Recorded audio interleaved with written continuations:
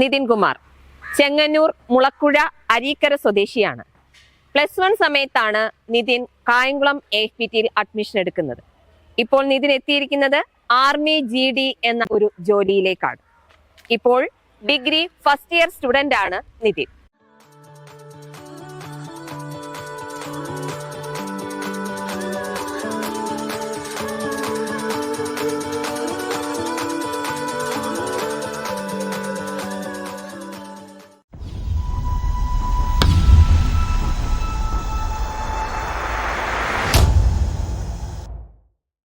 ഇനി നമുക്ക് നിതിന്റെ വിശേഷങ്ങൾ ചോദിച്ചറിയാം. അപ്പൊ നിതിനെ പറഞ്ഞാട്ടെ. സുഖമാണ്.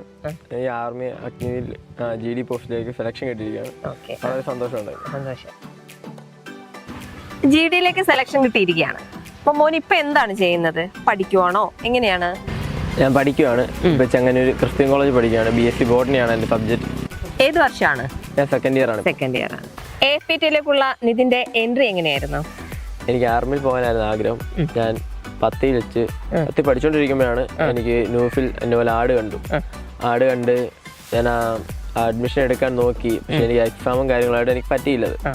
+1 ഞാനാണെങ്കിൽ പിന്നെ ഇതുപോലെ തന്നെ ആഡ് കണ്ടപ്പോൾ അമ്മയോടും അച്ഛനോടും പറഞ്ഞു വന്നു അഡ്മിഷൻ എടുത്തു.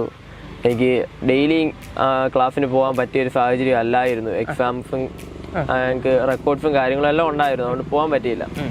അപ്പം അവിടെ വേണു സാറ് എനിക്ക് അതിനനുസരിച്ചുള്ള ക്ലാസ് ആയാലും ഫിസിക്കലായാലും എല്ലാം സാർ എനിക്ക് അതിനനുസരിച്ച് എനിക്ക് തന്നു. ഞാൻ AFPTയിൽ ചേർന്ന സമയത്ത് എനിക്ക് ഭയങ്കര ബുദ്ധിമുട്ടായിരുന്നു ഫിസിക്കലിന്.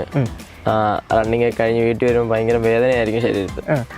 പക്ഷേ സാർ ഡെയിലി ഞങ്ങൾക്ക് റണ്ണിങ്ങിലായാലും ചിന്നപ്പിലായാലും സാർ ഞങ്ങൾക്ക് അതിനനുസരിച്ചുള്ള ട്രെയിനിങ് തന്നുകൊണ്ടിരുന്നു. അതുകൊണ്ട് ഞങ്ങൾക്ക് ഒരു 2-3 മാസം കഴിഞ്ഞപ്പോൾ ഞങ്ങൾക്ക് ശരീരവേദന എല്ലാം പൂർണ്ണമായി വിട്ടുമാറി.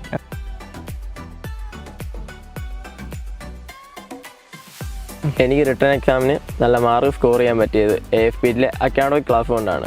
എനിക്ക് ആർമി GD പോസ്റ്റിലേക്ക് എത്തിച്ചേരാൻ പറ്റിയത് AFPTയിലെ അക്കാഡമിക് ക്ലാസ്സും ഫിസിക്കലും കൊണ്ട് മാത്രമാണ്. അത് ഞാൻ AFPTയോട് നന്ദി പറയുന്നു.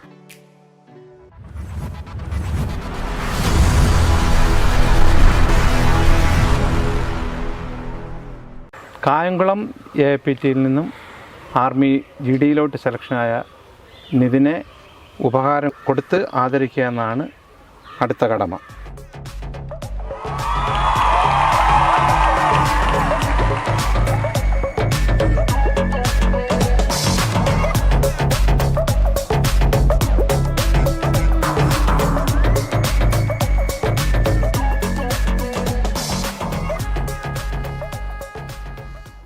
നിതിനെക്കുറിച്ച് പറയുകയാണെങ്കിൽ +1 പഠിക്കുമ്പോഴാണ് നിതിൻ കായംകുളം AFPTയിൽ അഡ്മിഷൻ എടുത്തത്. നിതിൻ്റെ അമ്മയായിരുന്നു കൊണ്ടുവരുന്നത്. തുടക്കത്തിൽ അവിടുത്തെ അന്തരീക്ഷമായിട്ട് യോജിച്ചു പോകാൻ ഇതിന് അല്പം ബുദ്ധിമുട്ടുണ്ടായി. അവിടുത്തെ ഡിസിപ്ലിൻ മെയിൻറ്റെയിൻ ചെയ്യുക എന്നുള്ളതാണ് ആദ്യ കടമ്പ.